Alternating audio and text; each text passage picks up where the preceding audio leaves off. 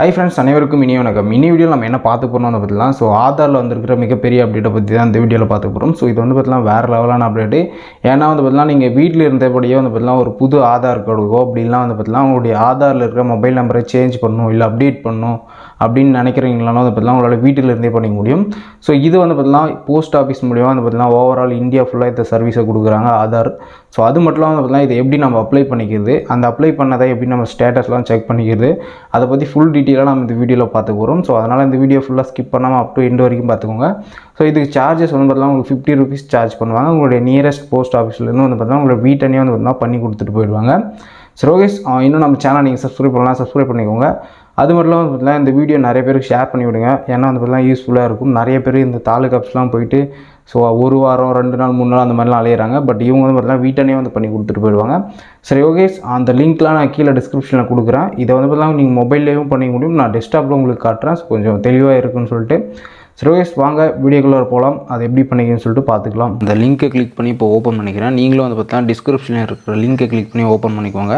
Open பண்ணே வந்து பார்த்தீங்கன்னா உங்களுக்கு இந்த மாதிரி தான் ஒரு இன்டர்ஃபேஸ் வரும். ஸோ இதில் வந்து பார்த்தீங்கன்னா உங்களுடைய ஃபஸ்ட்டு நேம் என்ட்ரு பண்ணிக்கோங்க. நான் வந்து பார்த்தீங்கன்னா என்னுடைய நேம் இப்போ என்ட்ரு பண்ணிக்கிறேன். நெக்ஸ்ட்டு உங்களுடைய ஃபுல் அட்ரஸ் கேட்டிருப்பாங்க. அதில் வந்து பார்த்தீங்கன்னா உங்கள் ஹவுஸ் நம்பர், அப்புறம் வந்து பார்த்தீங்கன்னா என்ன வில்லேஜ், என்ன போஸ்ட்டு, அது எல்லாத்தையுமே வந்து பார்த்தீங்கன்னா என்ட்ரு பண்ணிக்கோங்க. ஃபுல் டீட்டெயிலாக இருக்குன்னு எல்லாமே. அப்புறம் வந்து பார்த்தீங்கன்னா பின்கோடு கேட்டிருப்பாங்க கீழே. நீங்கள் டிஸ்ட்ரிக்கு எல்லாமே வந்து பார்த்தீங்கன்னா இதில் அட்ரஸில் என்ட்ரு பண்ணிக்கோங்க.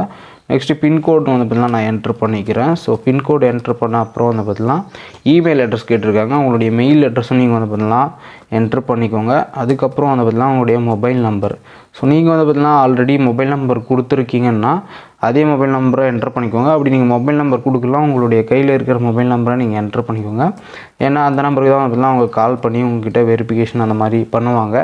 அதுக்கப்புறம் வந்து பார்த்தீங்கன்னா செலக்ட் சர்வீஸ் இருக்குது பார்த்தீங்களா, இதில் வந்து பார்த்தீங்கன்னா ஐபிபி ஆதார் சர்வீஸ்ன்னு இருப்பாங்க, அதை கொடுத்துக்கோங்க. நெக்ஸ்ட் வந்து பார்த்தீங்கன்னா செலக்ட் சப் கேட்டகரின்னு ஒன்று இருக்கும். அதில் வந்து பார்த்திங்கன்னா ஒரே நிமிஷங்க 2 ஆப்ஷன் வரும். அதில் வந்து பார்த்தீங்கன்னா சைல்டுக்காக நீங்கள் புதிய பேன் கார்டு அப்ளை பண்ணிக்கிறீங்களா, ஸோ 0லேருந்து 5 வயசுக்குள்ளே இருக்கிறவங்களுக்கு. அப்படி இல்லைனா நீங்கள் மொபைலுக்கு மெயில் ஐடியை அப்டேட் பண்ண போகிறீங்களா, இல்லை மொபைல் நம்பர் புதுசாக லிங்க் பண்ண போகிறீங்களா, 2 ஆப்ஷன் காட்டும். நீங்கள் வந்து பார்த்தீங்கன்னா மொபைல் லிங்கிங் பண்ணுறதுனா மொபைல் லிங்கிங் கொடுத்துக்கோங்க. அப்படி இல்லைனா புதுசாக ஒரு சின்ன குழந்தைக்கு நீங்கள் ஆதார் கார்டு அப்ளை பண்ணுறீங்கன்னா அந்த ஆப்ஷன் கொடுத்து நெக்ஸ்ட்டு ரெக்வஸ்ட் கொடுத்துருங்க. ரெக்வஸ்ட் கொடுத்துட்டு அப்புறம் வந்து பார்த்தீங்கன்னா உங்களுக்கு நெக்ஸ்ட் பேஜில் வந்து பார்த்தீங்கன்னா இதில் ஓடிபி என்ட்ரு பண்ண சொல்லுவாங்க. ஸோ நீங்கள் கொடுத்த மொபைல் நம்பருக்கு ஓடிபி வரும்.